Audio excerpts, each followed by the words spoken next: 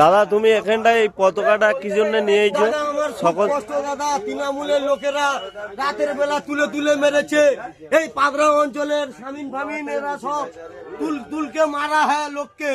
আজকের বিপদে পড়েছি, আমার কোনো সুরক্ষা দেয় নেই। আমার ঘর পড়ে যাচ্ছে, আমার কেউ কোনো সুরক্ষা দেয় না। আমার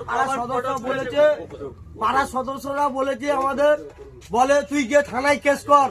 স্যার তোমরা তো হচ্ছে সদস্য, তোমাদের নামে আমরা কি করে কেস করতে পারি? তাহলে তোমার নামে কেস করতে পারিনি, তুমি আমার তুলে তুলে মেরেছো। আজকের বিজেপি সরকার হয়েছে, আমি কি করব? আমার বাঁচতে হবে দেশে, তাহলে বাঁচতে গেলে আমার কি করব? আমি বিজেপি সরকারের ঝান্ডা ধরতে বাধ্য হয়েছি।